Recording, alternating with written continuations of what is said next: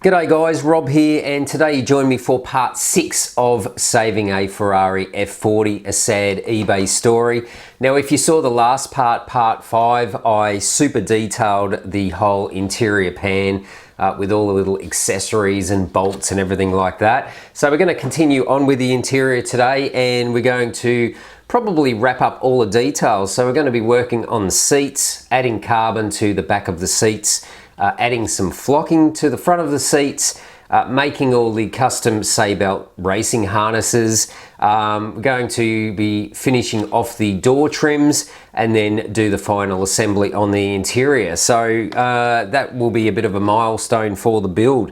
Now what I've done here, I have already applied carbon decals to the back of this seat.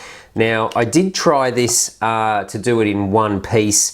Now I should mention that I actually made a template, a one-piece template for the back of the seat. Basically just stuck masking tape on the seat, trimmed it to size, and that gave me a template. Now I did actually try and apply that in one piece, but it was just a massive decal, as you can see, and it was very difficult to get stretch in certain areas because these seats have a lot of conforming shapes on there, which is not the easiest thing to apply a decal to. And the other reason why I decided to do it in two pieces was I tried using the carbon Kevlar decal. This is from Scale Motorsport as well.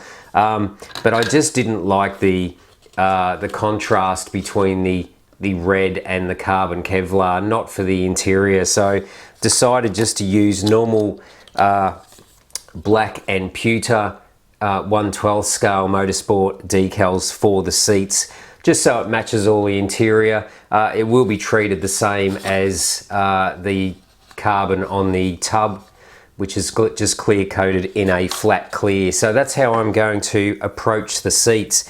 Now, as I said, I've already done one, so I use the templates, just trace that onto basically onto the decal sheet and then trim that out. So that is one half of the seat. And this is one that I've already done. Now, as you can see, these molded plastic seats have a little bit of a texture molded into the plastic to look like carbon fiber. I did not sand it this time. I basically applied the carbon decals straight over the top. Now you can still see that texture through the decal at this stage, but the interior tub was the same. I did not sand that down. So once I applied all the decals, you can actually see the texture in the plastic through it. But this is why I clear coat all these parts first in 2K automotive clear. I'm quite generous with the coats, and it basically levels up the surface, and you no longer see that molded texture plastic look, and it becomes just very smooth with quite a few heavy coats of 2K clear. So that's what I'm going to do with this one as well. And as I said, I tried to lay this in one piece, and it was just impossible because the decal has to be stretched in these areas here because it goes around the shoulder of the seat, and the decal you know, starts out flat. So very, very hard to apply that in one piece because there was too much stretch here, and when you had the other half here to lay, it just did not work out. Now there is actually a join up through the middle here. The back's not completely perfect. I do have a couple of small creases in there, but when it's in the interior pan, you're really not going to see the back of the seat. You only see the sides of the seat. So I'm pretty happy with how that one came out. I did that one yesterday off camera just to see how it will, see how I went, basically, see how it'd work out. So by the time that will be glued in behind the seat cover, once the seat front is flocked, and that's all clear coated in 2K clear and a satin Tamiya flat clear over the top of that, that should look really good. I'm really happy with how that came out.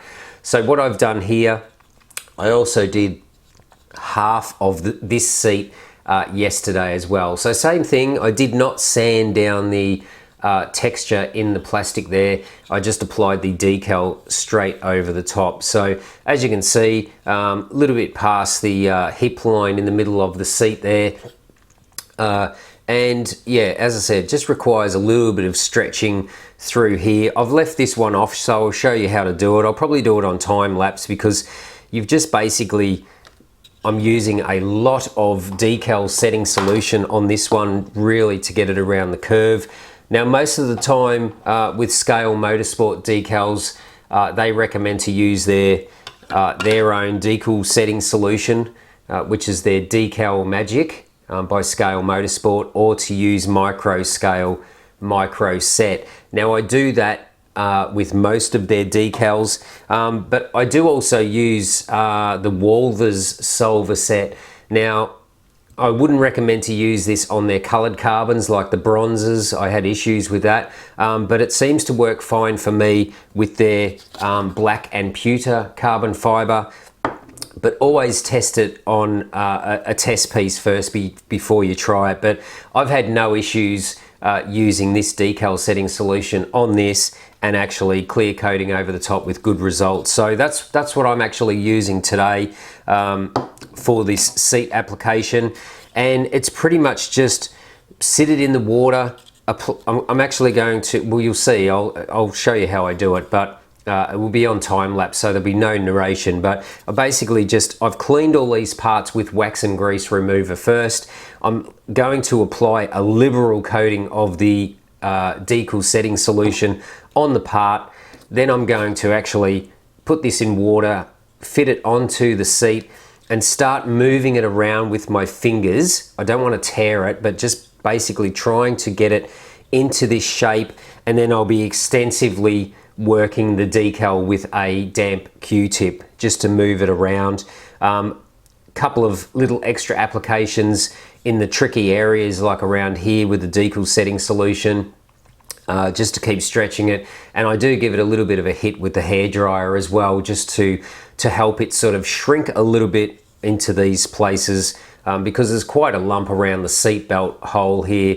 But this is the main area around here, the shoulder area of the seat, which is, you know, it's actually very curved to apply a decal to. But well, basically I'll do a time lapse of that one, and I'll do that first off the bat, and then I'll actually have to wait for a couple of days just for it to dry, and then hopefully the sun will be out and I'll be actually able to clear coat the backs of these two seats. But we should be able to wrap everything up in this episode for the interior anyway.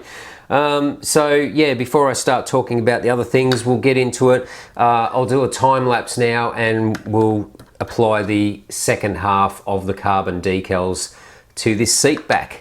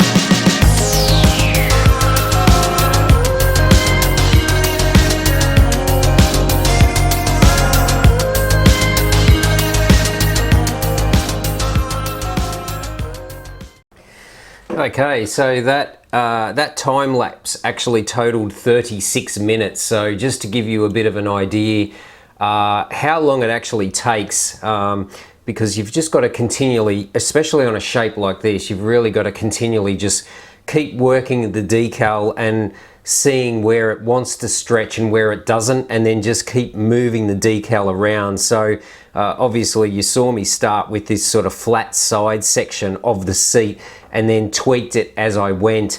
Now, from the experience that I had on the other sides, the only way I could really get it to mold around this big shoulder hip was to actually relieve the decal by cutting it in that big hole there. And I also made a little incision under there where the seatbelt hole went in there as well. So if you know that the decal is nearly into its position, then you can just actually do a relief cut in the decal. But that pretty much came out okay. I've got a small little crease here, but this is actually the inside, so the center console will be here, so won't really see that. But the rest of it came out pretty good like the other one, so I was able to stretch it all the way around and all the way around the top and actually let it run into the harness hole of the seat as well. So yeah, just 36 minutes in total to just keep moving it around. As you saw, I kept applying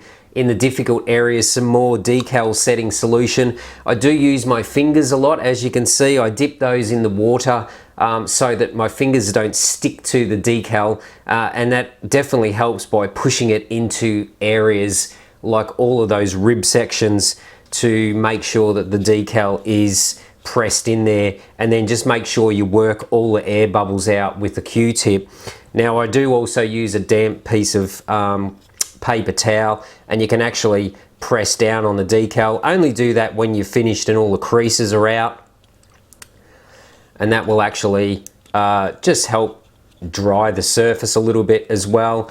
And as I said, being that there's a seam down the middle, you're not really going to see that seam because the seat's going to be against the bulkhead. But that's basically how long it takes to do each side. So 36 minutes it took me to do that one. I am not the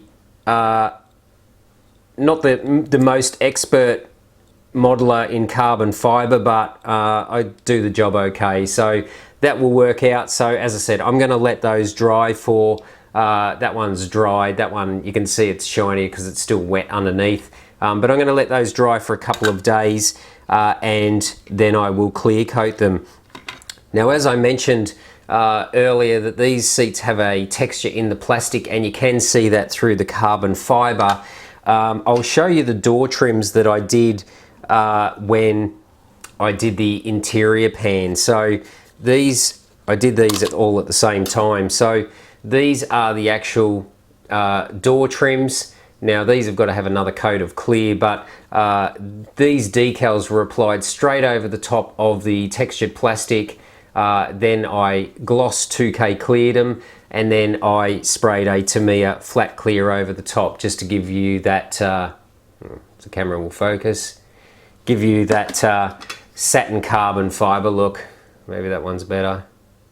No, camera, oh, there we go. Yeah, to give that satin finish. So that's exactly how I'm going to do these seats as well. I'm going to, when the decals are fully dried, 2K clear them in gloss, and then when that fully cures in 24 hours, I spray the Tamiya flat clear over the top, and that will give it the same satin carbon finish as all the other parts on the interior. So now that those are done, probably going to move on and flock the seats now as well. So they can be put aside, and I'm going to do these. I've actually got some red flocking powder, so I'm going to give these a clean with wax and grease remover first, just to take any contaminants of the past off there, and then I'm going to flock those ones. So for the backing of the flocking, I'm just using Tamiya flat red enamel. As I mentioned in another episode, the enamel paint dries much slower than the acrylic paint, so this is perfect for the flocking, and it is a close enough red color for me. So that will be the next step. After that, we'll do the seat belts, and then I just do want to mention with these door trims, the reason why I did the carbon on these door trims now is that when the model is assembled, this part actually has to be red body color because it actually has to look like part of the door, as you can see here. So that's the metal door face. So when that goes on there, this is actually part of the red door jamb. So I applied all the decals to these first, and then I can run my masking tape around that edge and mask up the carbon, and then I can paint this frame section of the trim panel, which should be red in red. And I'll do that the same day that I clear coat all of these. I'll paint those red, and then that will enable me to finish the actual door trim. So there's not much to do, just the door handle, or the window winder I should say, has to get fitted back in here, and the pull cord to open the door, which goes in behind as well. So we may look at doing the fitting the windows in here as well. Let me see if I've got a window here. Yeah, I've got a window here. So these windows, I'm going to give these a little bit of a polish up. These are the original windows. They do have a couple little marks on there, but I could not buy replacement ones of these, so I'll have to reuse these ones. But the windows do fit into the frames like such, so I'm actually going to glue those windows in there. And then when it's time to assemble the model, nothing will be moving around. So that's how they will look like that, and then they will go onto the doors like so. Yeah, so that's what we're going to do today. We'll finish off, we'll do the flocking on this now, then we'll move on to the seat belts, and then we'll move on and finish the door trims, and then we can fit all of these back into the interior, and the interior will be finished. So we'll do this on time lapse again. I've explained in previous videos how to do the flocking process, so no need to explain that again. So let's go, let's flock these seats.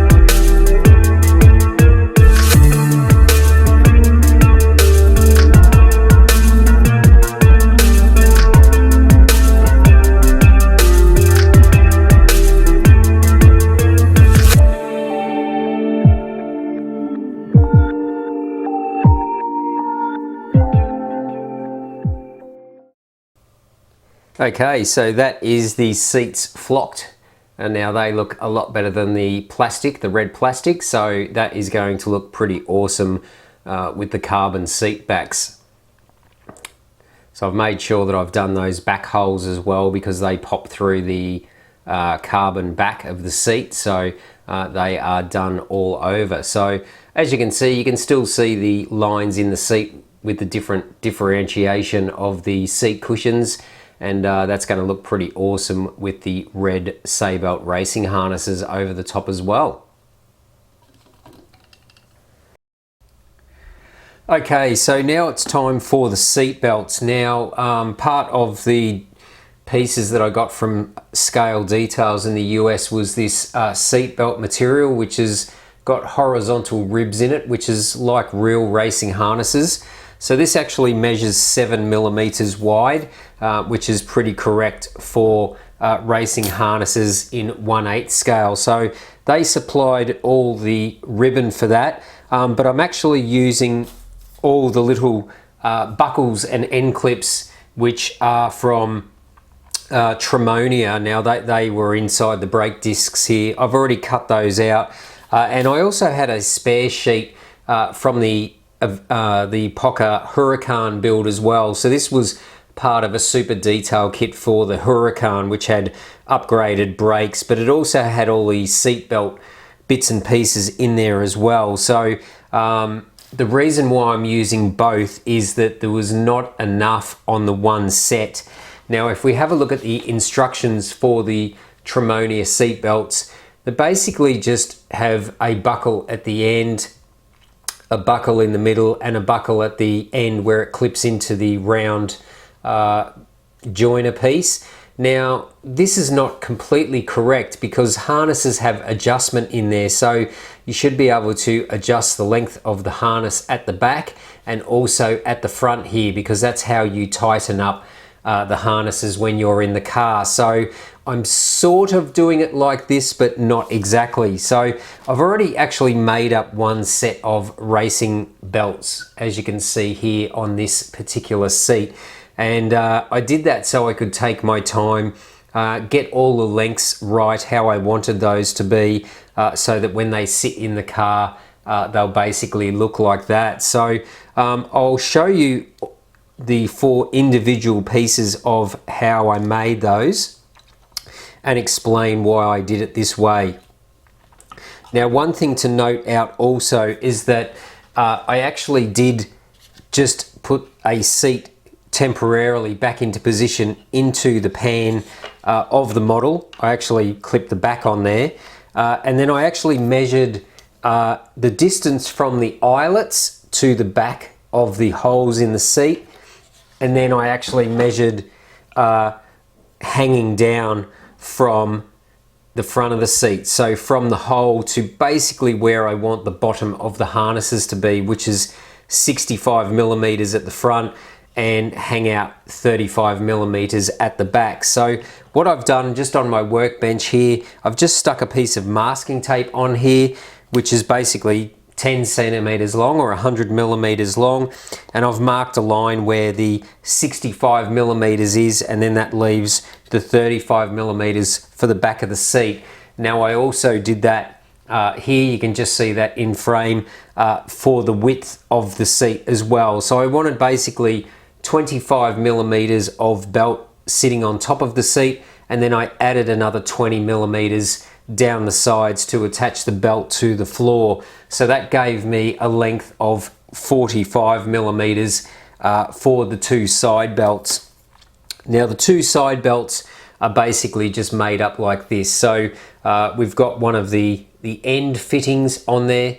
Now, you just slip the ribbon through that, just cut it to length on the back, and I just put a couple of dobs of super glue and stick the back side of the ribbon onto itself, so you can see that how it's folded over and just stuck to itself. So that's what I do there. These ones are pretty simple. They're just like let me show you this one here. These are just basically a little shackle like that. So these ones here, pretty much just feeding the belt in one side, up over the top and through the bottom. So that's what I've done on both sides. And for the ends, I'm actually reusing the original Pocker seat belt mounts. Now, these ones were for the rear bulkhead. They have a little pin on there. So those ones are actually going to mount into the side of the tub, and then that'll come up through the seat. So I've basically done that with both sides. These both started out exactly the same, except for this one actually has the center latch on it. Now, the center latch is actually made up of 4 pieces. If I can just pick that up. So this one here, it just has a round metal plate on the bottom.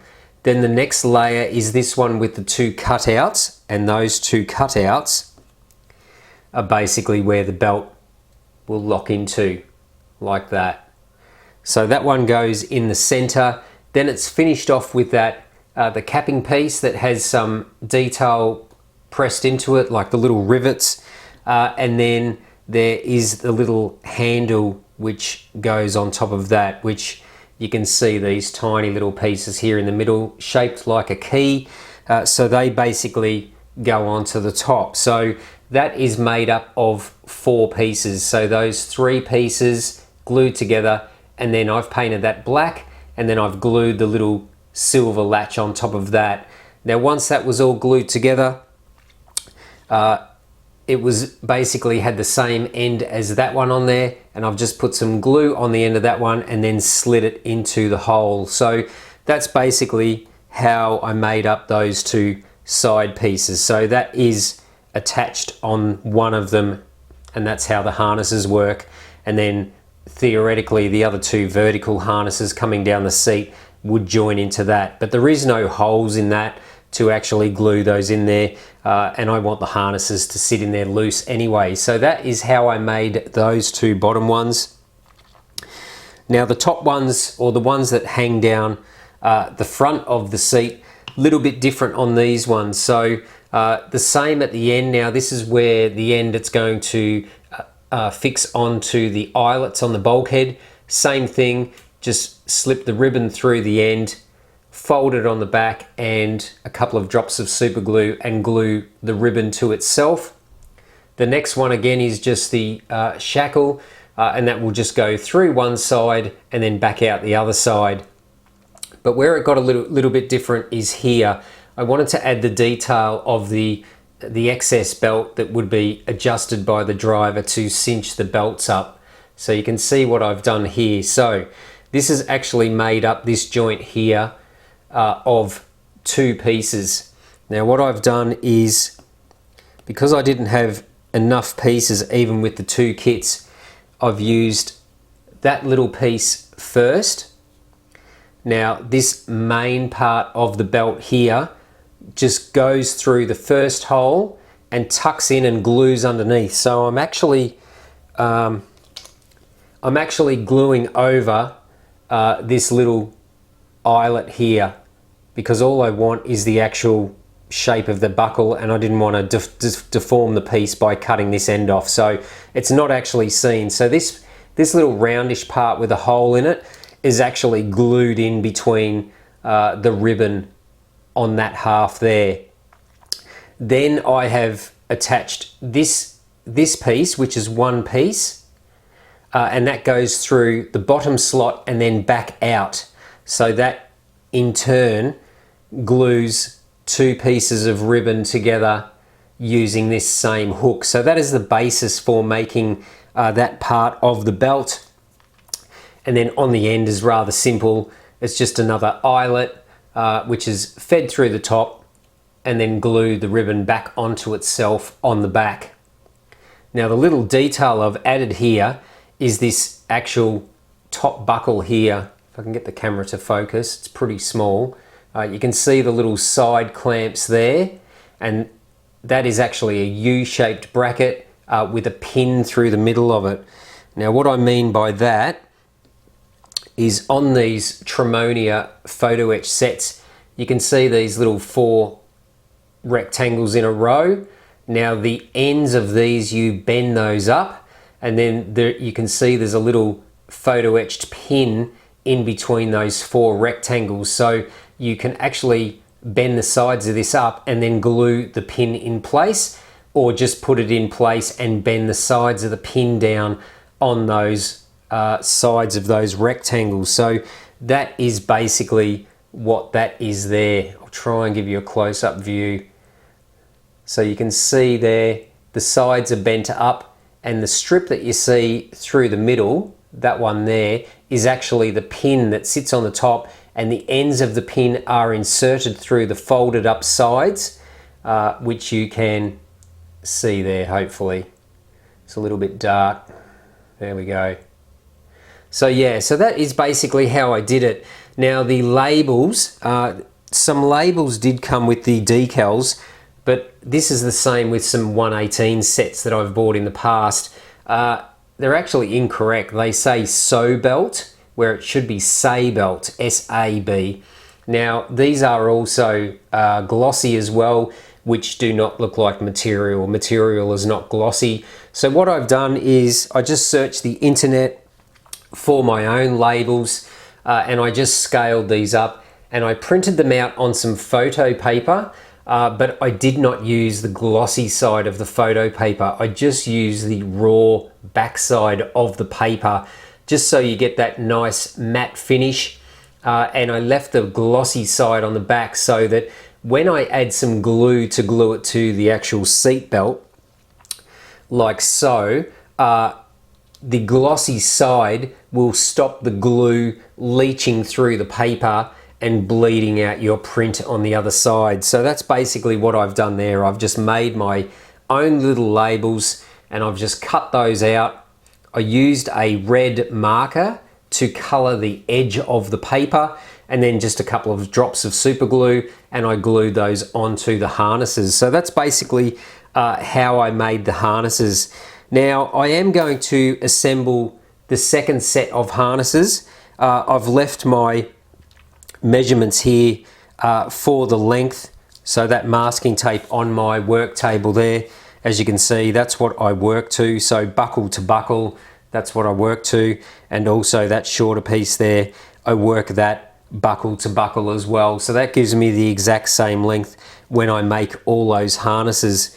Now that I've explained that, I will actually film how I completely make this second set of harnesses, but I will do it on the time lapse as well. So if you want to see exactly how I do each one, it does take a little bit of time. You can just slow down the speed of the video on the YouTube video player. So just go down to the bottom, select video speed, and you can slow it right down and you can watch it in slow motion. But for those that want to just see it quickly, I'm just going to film this and edit it in time lapse. But that's basically how I make the racing seat belts, and they do look pretty spectacular, I must say, sitting on my red flocked seat. So really looking forward to seeing this interior finished. Now I still have to clear coat all the backs. I haven't done that. The weather's been terrible here where I live, so I will continue to get that stuff done and in this episode, but for now I'll start assembling all of these seat belts and you can see how they go together. So I have just laid out all the pieces in the order that I want to use them. Now that makes it a little bit easier so you don't muck up and put the wrong pieces in the wrong spot. And as I say, it's just about being organized. So I'll put those all in the right spot so I know what they are. And we've got the pieces for the top belts. Actually, those ones are for there because that's the bottom. And then we've got the side pieces as well. And I'm going to reuse the Pocker plastic seat belts because they're down the side of the seat. As I said, they're just plastic, so I can just, these ones have a pin in them, so I can just drill a hole in the side of the tub and glue those in. But sit back and enjoy. Hopefully, yeah, if this is what you want to see, slow the video down and you'll see the process. But for everyone else, here's a time lapse of me assembling a set of 1/8 scale racing harnesses.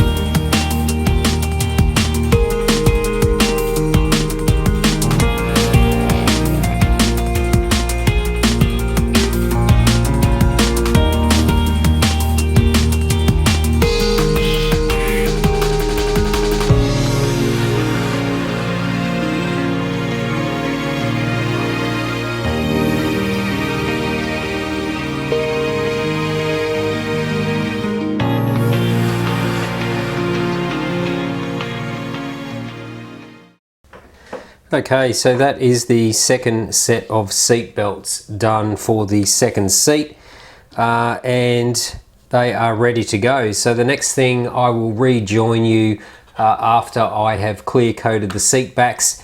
Then I can put the seats back together, and then we can get the seats into the model. So I'll rejoin you once they are done. Okay, so the seats have now been clear coated. So I clear coated these in 2K clear, and then I sprayed them with a Tamiya flat clear over the top, just so I get that satin carbon finish. And I've also just hand painted the seat adjustment rail handle in gloss black Tamiya as well. So now we can glue the actual seats together. So just going to use some Bob Smith Industries Maxi Cure. This takes a little bit longer to go off than the Insta-Cure because I don't want it to go off straight away. And then I can just add some glue into those sockets that the pins will slide into. As you can see, the pins on the back of the seat there. And that will just basically snap into place. Now I'll just hold that for a minute while that glue goes off. And as you can see, where the flocked rings come through the back of the seat as well, that's going to look pretty awesome. Now I've already done one of these seats because I wanted to test trial fitting it into the tub with the seat belts because it's a little bit tricky, but as you can see there, that one's fitted and the seat belts racing harnesses are fitted in there as well. So the issue that we've got is that because this seat actually moves backwards and forwards, it's got adjustments on there, you can't slide that into position and actually feed the seat belts through the holes in the seat. It just doesn't work, which I found out with the first one there. So what we've got to do is basically fit the two side seat belts through the side holes which come up through the top. That's good to go now. So I'm going to do that one now. So I did have to open these holes up a little bit just to get the seat belt latches through. And they should just go back through like the first one did. Well, that's the plan anyway.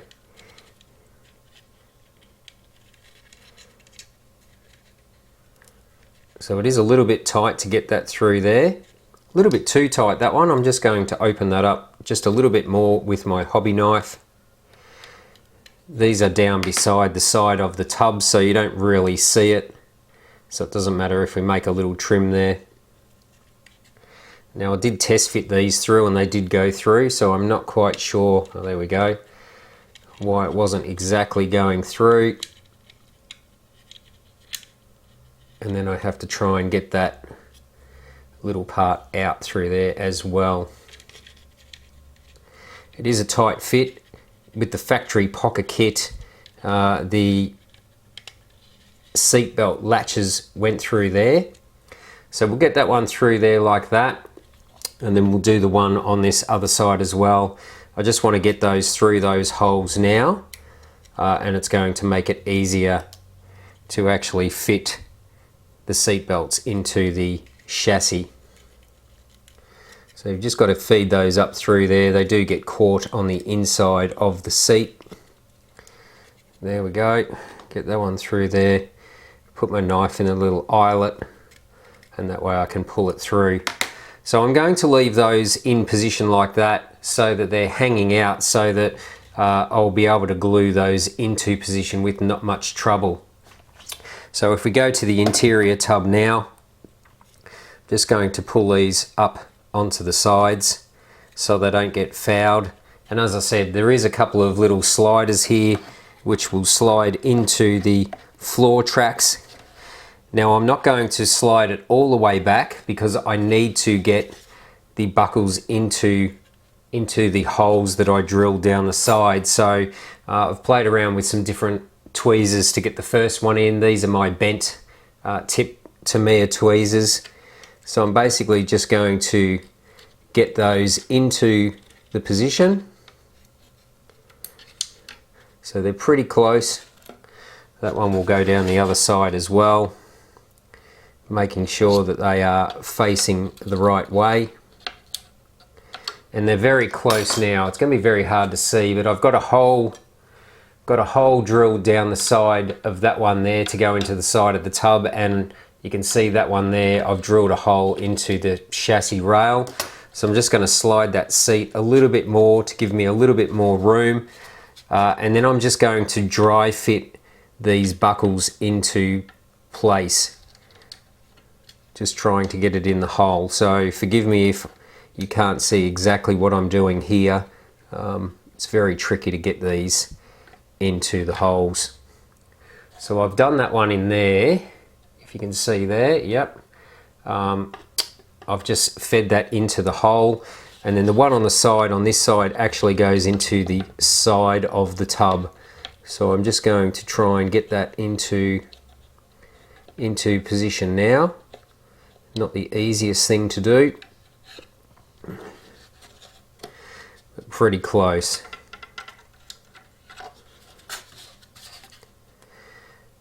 So yeah, not always the easiest to film these things that I do to show you guys, trying to get it all on camera.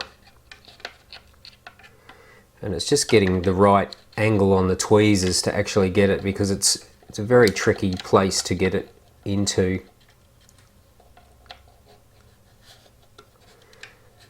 Okay, that is in the side hole now.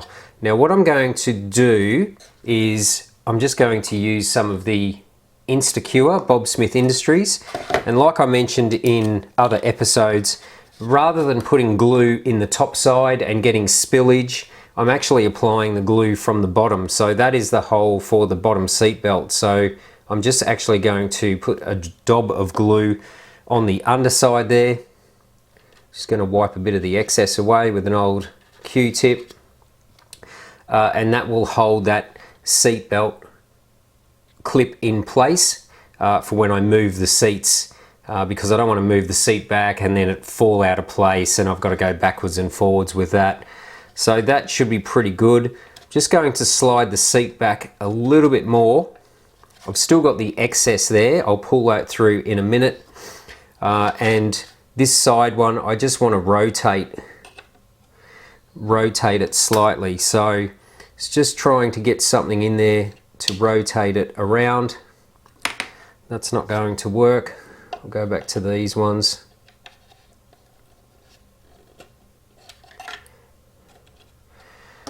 And that's basically in there. So again, I'm going to apply the glue on the inside, which is in between the layers of the tub for the side ones. So again, just a drop of glue in there. And when that goes off, that will hold the seat in place. So I'm pretty happy with the placement of the seat. And then I can just bring the rest of the buckle through, or rest of the belt through, I should say, which will basically sit like that. And then this side can come out as well, like so. And that is the seat in. Now, as I mentioned in an earlier episode, I did use these little photo etched eyelets, as you can see here, and they are for the seat belts to clip onto. So I'll show you how that works. So there is a little hole in the end of that buckle. That is a big enough hole to go through the eyelet. Now I'll face the slot in the eyelet at the back, and I can basically, I'll do this with tweezers. And the hole in the eyelet is at the back. So we'll basically hook that onto the eyelet, as you can see, like that.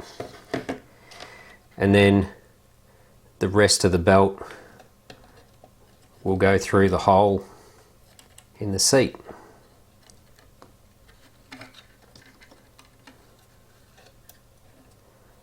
Like so. So that is accurately like the real car. The eyelets for the harnesses are through the bulkhead section. Now I'll just do the other one here as well. So I'll feed that little hole through the eyelet. Do it sideways, it's a little bit more clearance to do that.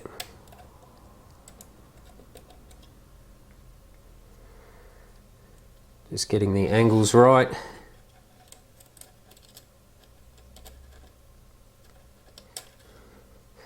I have to do this one sideways, I think.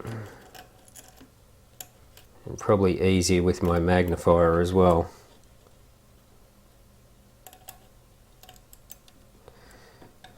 Okay, so that one is through there as well.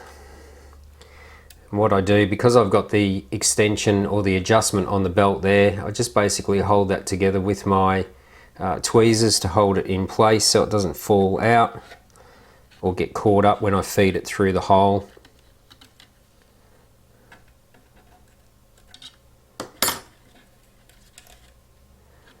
And that is the other seat belt in place. So it doesn't really matter how these sit. I'm just going to basically leave the body harnesses hanging down. I'll leave that cross strap across, and because this one has the weight of the buckle in there, I'll let that sit over the top as well. So there we have it. We've got two seats in the interior, seat belts all hooked up, and I've made another small modification as well. So this roll bar, I unglued that, pulled that out, and I re-glued that at an angle the same as the tub wall, thanks to one of my followers on Instagram that said I had that too vertical, it needed to lean back a little bit, so I've done that. And that is basically the seats, and pretty much that is most of the interior done at this stage. So I have been working on one more thing, that is the door trims. So I've actually painted these in Rosso Corsa red as well. I've fitted the rubber cord there which opens the door. The window winder has been added, and I've added these little screw rivets all around the door trim as well. So I just need to do that to this other door trim here. Again, painted in Rosso Corsa, and that's what I'm just going to do now to finish off the interior. So I'm basically using the little screws, as you can see here. This is the Tremonia photo etch kit, which has a couple of hose clamps, but it's got lots of little rivets and bulkheads as well, bolt heads I should say as well. So that's what I used for the little bolts on this one here, and I'm going to do the same on that one. So I'll probably just do that one on speed laps, but I will give you a little tip for these little rivets. So you can see how small these little rivets, once they're trimmed off the main sheet of photo etch, before I glue them into position, a little trick that works very well for picking these little rivets up is just use a toothpick, put it in your mouth and put a little bit of saliva on the end of the toothpick, and you will actually be able to pick them up. Works not on my finger, but it does work on the cutting board anyway, as you can see there. So I just picked it up, and then I can actually put it on the little drop of glue that I use another clean toothpick for, and that helps me position those little rivets. So that's the way I'll do that. Another little thing I've done too, to get the layout of all the rivets, where I just worked out a spacing system based off pictures of the real car for the position on the bottom, and I'm basically just going to flip that piece of tape around, and I'm basically going to put that onto this door trim like so, and that will give me the position for all the next little rivets that get added onto this door trim. So we'll go back to a little bit of time lapse. I'll stick all these little rivets on here, and then just add the window winder. Well, that can probably go in now. I'm just basically going to put those on there straight. Actually, I'll do that later, or maybe I'll do it now.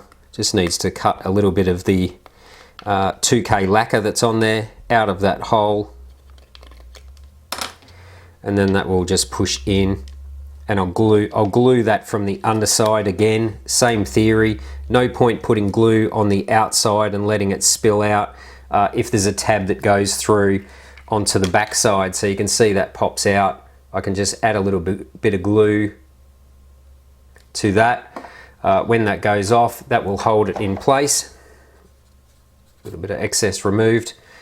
and from what I've seen, just a horizontal position like that works.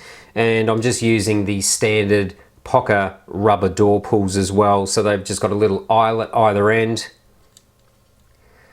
Basically just put those onto the pins,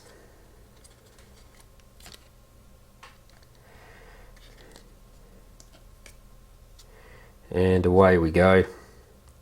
So we'll put that little one on there as well.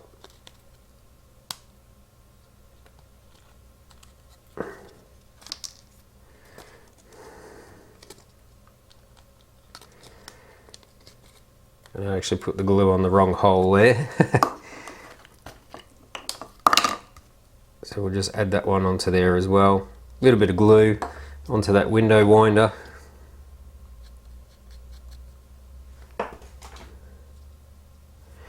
And that will hold that in place. So yeah, as I said, I'll do this on the time lapse, glue on all those little rivets. And then we will be pretty much done with all the little interior pieces. And then what I'll do, well, I'll catch up with you after I do this. So let's get into this now.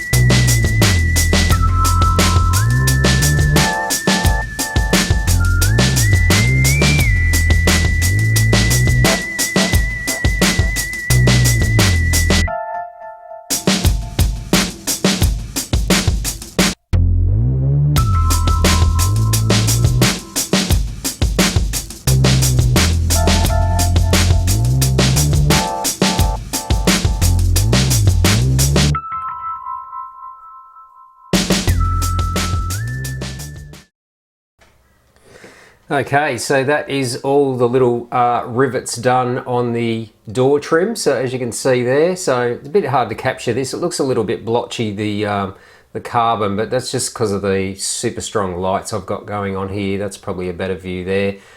So yeah, we've got the door pull on there, all the rivets and the handle as well. So that is both door trims done. That is the interior tub finished off with the seats and the seat belts. Now, all of this, when it sits together, will actually look pretty good. So what I might do, stay tuned to the end of the video. I'm going to sort of prop this together and do some beauty shots of this interior in my white photo box to give you a bit of an idea of what it looks like. But that is basically wrapped up the interior mods for this Pocker F40. So I hope you enjoyed this episode. And we'll move on to the next stage of the build. I haven't worked out what that is yet, whether it's the motor or the front compartment section or the body, but that's a bit of a milestone now that the interior is all finished. So I'm really happy with how it came out. As I said, I'll sort of prop this all together and do a little bit of a few beauty shots of the interior, sort of all sitting together with the dashboard in place and such. So make sure you watch right to the end of the video. But that's going to wrap up this episode of Saving a Ferrari F40, a sad eBay story. Make sure you click that bell notification so you don't miss the next episode. I'll try and get that one out in a couple of weeks as well. And then we'll just keep moving forward on the build and keep this F40 progressing along. So I hope you enjoyed it. Stay tuned for the next episode, and thanks for watching Rob's Model Cars.